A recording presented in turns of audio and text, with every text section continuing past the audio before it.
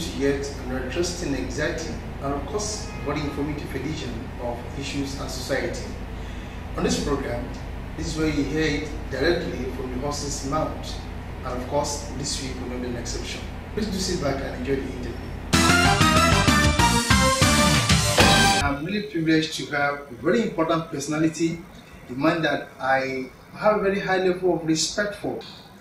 He was born 18 January 1917, and of course he is from Abolim Bise in Imo State. My guest attended St. Charles Primary School in Guru for his primary school education, to secondary school at Community Secondary School, Amuzi. In the course of knowledge, he went to the University of Lagos, University of Calabar Cross River, and of course University of Jos Plateau State. Also, he attended abroad to Kennedy School of Business, Harvard, United States of America, and of course Oxford University. All this he attended for various professional courses and the pursuit of knowledge. My guest for today as well is multidimensional in career, biological scientist, and information expert, and of course diplomat and entrepreneur. My guest for today presently is the Executive Secretary, Nigerian Christian Pilgrims Commission. Ladies and gentlemen, please do join me in welcoming Mr. John Kennedy Opara. Sir, you are most welcome to the program, sir. Thank you very much. I know I'm not really done justice to your pedigree. Can we meet you properly, sir? No, that's okay. You forgot to mention I'm also happily married with two beautiful daughters and my lovely wife. I'm surrounded by 3 women. They control me. What is it like before you become Executive Secretary?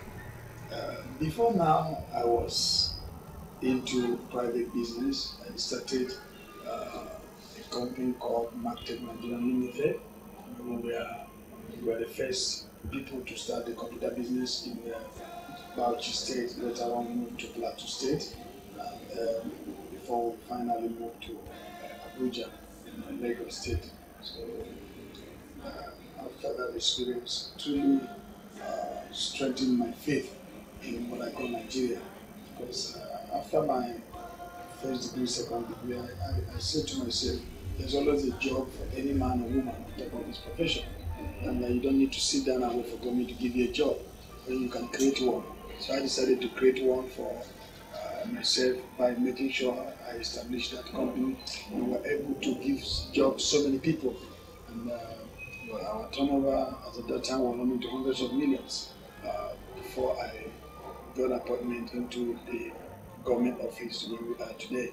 So I must say, I also had a little bit of exposure in politics. I was privileged to work with the then National Secretary of PDP as a special advisor, and I was able to help him to structure things.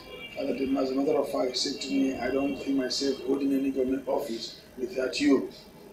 But that was for a very short time. And I have been able to go into so many things. But what gives me joy is the time I spend working for my Father, and that is God Almighty. That is what inspires me. There's nothing you can give me that I will see and say, look, I have it without Him. Every single thing I have ever achieved and whatever success I have recorded in my life came from Him.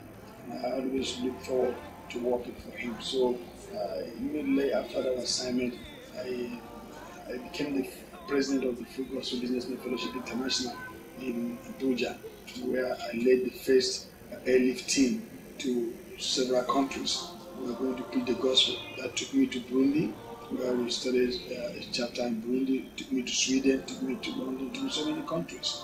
And Kenya, Gambia, so many countries where we were able to establish chapters preaching the gospel. That really inspired me so much. When I see men, see presidents of nations, see leaders coming to give their life to Jesus, accepting Him as the author and finisher of their faith. I remember one time when I was in Liberia, immediately after the war, the president now attended the outreach we organized, where I ministered, and he was meeting me for the first time. But he requested for us to pray for her, that she wants to be the president of Liberia. I brought her out and we prayed for her, encouraged her, And after that, period, a few months later, she was elected the president of Liberia. And that's how God works. And I said to her, make sure you dedicate everything to God Almighty. So we have several presidents that we have also had in contact with. But it gives me a sense of fulfillment.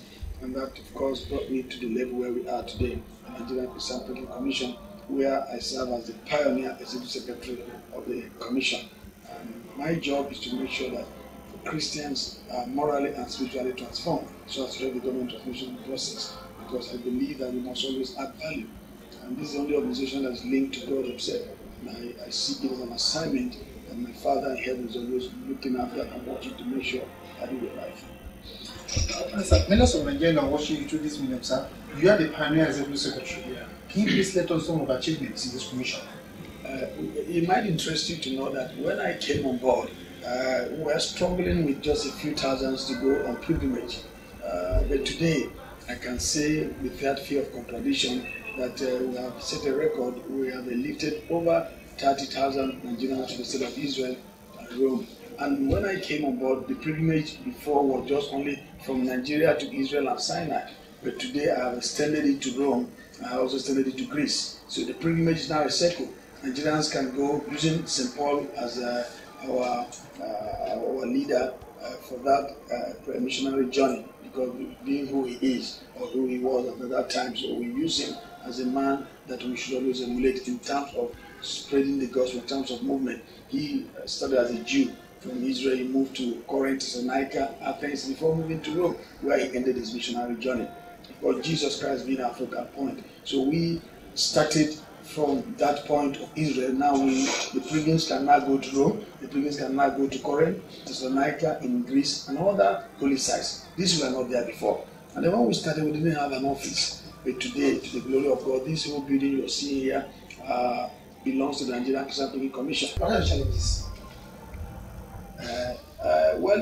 One of that thing, the challenges we face are enormous. And I always say to my staff and I deliver that they are not things that you can make easily. But the only good thing is that with God on our side, with our determination and commitment, they must surely be met. In the history of our commission to start with, we were running only one pilgrimage in a year. But today we have 2 pilgrimages in a year. And the challenge there was, how do we get the people of Nigeria to move to shift base? You know, change is something constant. Most people don't want to hear about it. But today, it is the only index of assessing how successful an organization is. And so I always preach it, that whether you like it or not, you may not appreciate the change, you may not want the change, but it's constant, it must come to pass. So when we started it, people were being reluctant. But today, because in terms of getting the names, in terms of screening, in terms of them accepting that it is possible to have 2 pilgrimages in 1 year, even to convince the government. But I thank God for Mr. President. He had the confidence, he approved it and said, look, I know it's achievable, I know you can do it. And we were able to do it. Before now, the government does not allow age to embark on such a pilgrim exercise. But sir, I want to ask you, sir, you have revised the trend. What are your reasons? Well, you know, the first challenge I had also was getting the Italian government convinced that Nigerians are sincere, honest, and genuine people. That Nigerians should be trusted. And I always tell people, there's nothing wrong with Nigeria that cannot be cured with what is right with Nigeria. And so I had to come up with the commission with some policies and guidelines that will help us to streamline the eliting of intending pilgrims. Vis-a-vis, remember that I take responsibility for any of them that is going out of this country by approving the list which will fall for visa. And so we had to say, okay, let us reduce the age and then increase this age. Now with a caveat, we said for those that want to go to Rome, 50 years. Now it doesn't mean that if you are not 50 years, you cannot go to Rome.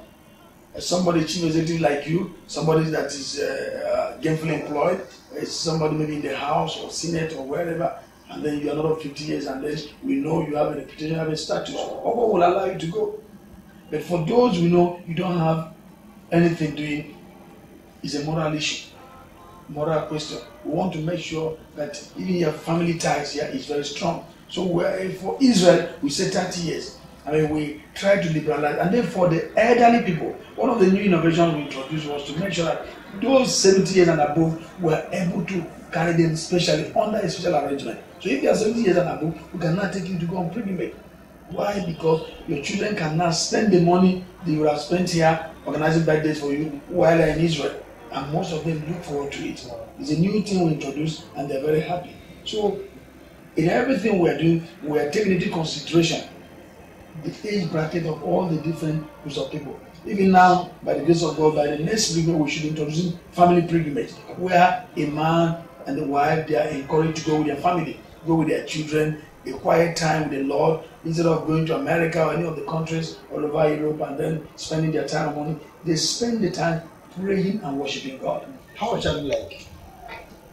Well, I had a humble beginning. You know, the Bible always tells me, do not neglect the days of little beginning. As a young man, it wasn't quite rosy. There was a time in my life where I wasn't sure I was going to complete my education. Reverend Father that helped me so much, this was able to take me to the level of my secondary school. When I entered the university, I had a little bit of challenge. The one thing the Lord did was, the Lord was with me. You know, he saw me through, He helped me. I did so many things that the other young men wouldn't have accepted to do in order to make sure I further my education. That is like, for example, what I mean, I'm doing many jobs that helped me to be able to pay for my school fees at a stage in my life. But those things is now that I reflect and say, I didn't know the Lord was preparing me for something. The Lord was just letting me know that nothing good comes easy. It was quite challenging. I want to be remembered as a man who feared the Lord, who served Him in honesty, who's able to bring changes, who's able to do things that the nation, the state, the people around him will always say, look, I remember when this man was here. Once I decided this is a man, this is a woman, how could you help your wife in 1 minute? Wow. I think she's the best woman on earth.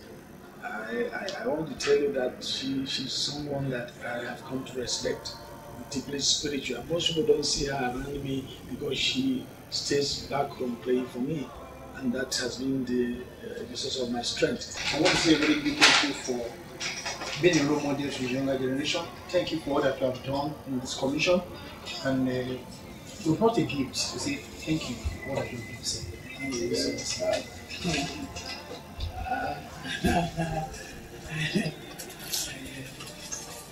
Wow. Yes, sir. You give us a song that I love so much, and we call it Cake. Okay. You are the pillar that holds my life. You are the pillar that holds my life.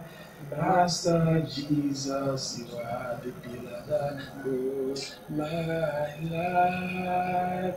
Master Jesus, you are the pillar that holds my life. I have put your hand there and call Jesus. Jesus.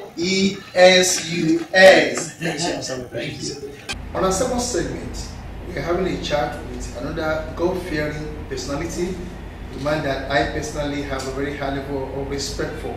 Please do sit back and enjoy the interview.